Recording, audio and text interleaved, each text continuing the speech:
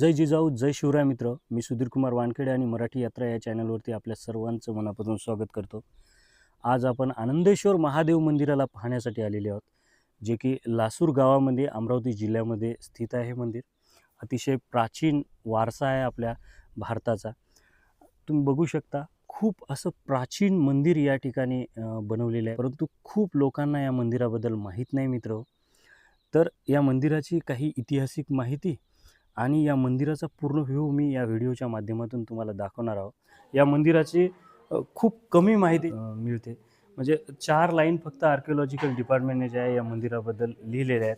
हे मंदिर कोणी बनवलं, या मंदिराचं निर्माण केव्हा झालं, या मंदिराचा सेम या मंदिरासारखं या महाराष्ट्रामध्ये अजून कोणते मंदिरं आहेत, याबद्दल पण अशी कुठलीही माहिती नाही. आम्ही काही रिसर्च केला, परंतु इथले गावकरी लासूर गावातील आजोबा, तुमचं नाव काय आजोबा?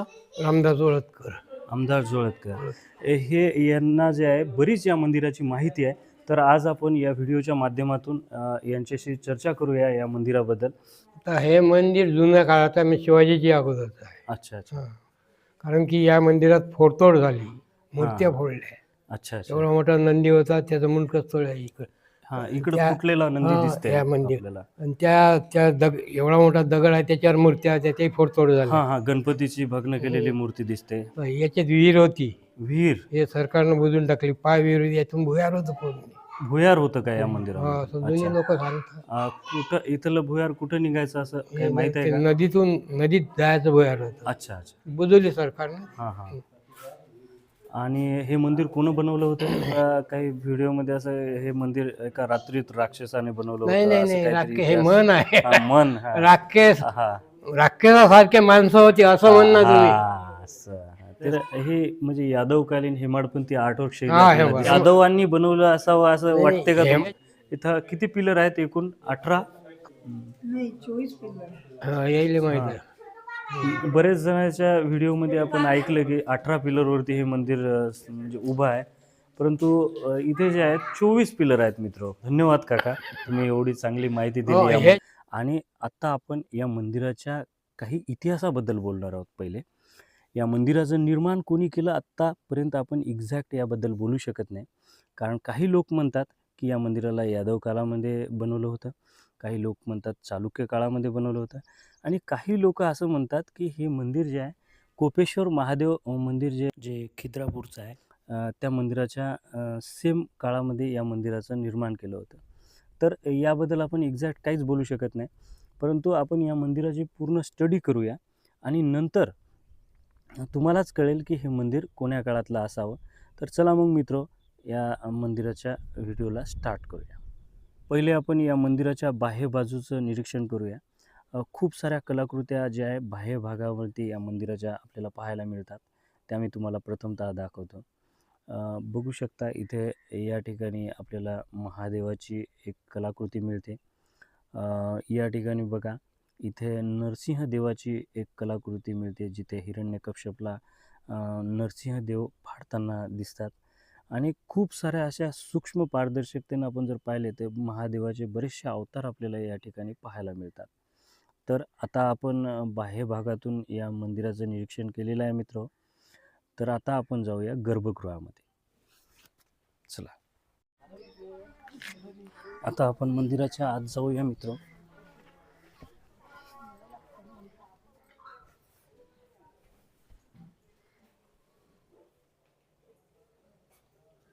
मित्र, आता आपण मंदिराच्या आत आलेले आहोत. आत बघू शकता, इथे एक सभागृह आहे, मोठं सभागृह इथे पाहायला मिळते.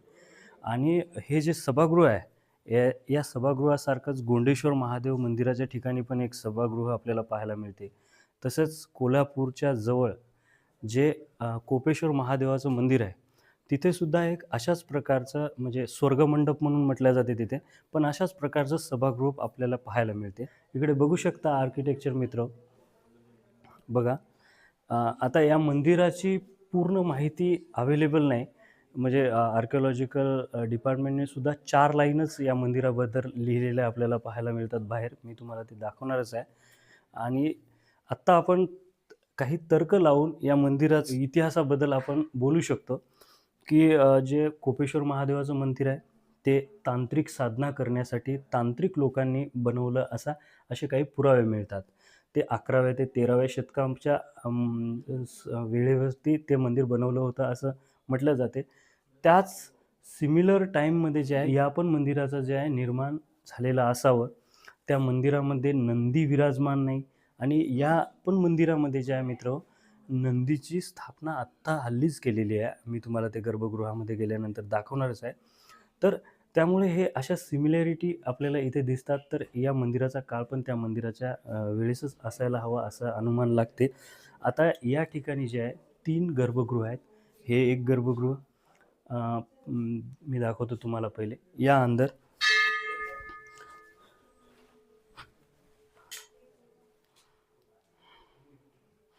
या गर्भगृहामध्ये मित्र बघू शकता अशा प्रकारे काही कलाकृत्या मिळालेल्या आहेत बघा.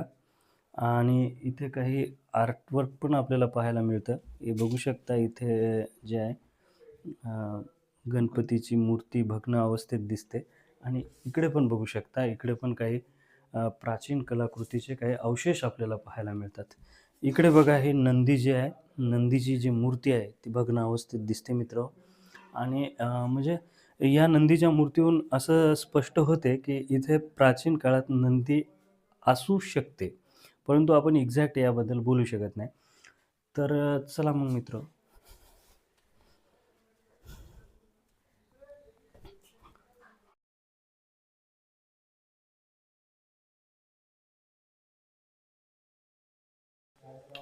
आता या ठिकाणी दुसरं जे आहे गर्भगृह आहे मित्र. इथे कोणती मूर्ती आपल्याला दिसत नाही. त्या बघू शकता तुम्ही. या पण गर्भगृहामध्ये जे आहे कोणती मूर्ती नाही.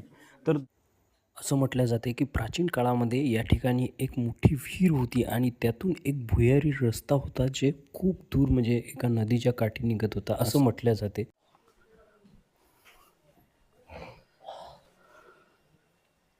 गर्भगृहाच्या बाह्य बाजूला एक 2 मूर्त्या आहेत. हे या बाजूला एक मूर्ती आहे आणि या बाजूला इकडे बघू शकता. चला, खांबावरती भारवाहकची मूर्ती दिसते आपल्याला. प्रत्येक खांबावरती भारवाहकाची मूर्ती दिसते. हे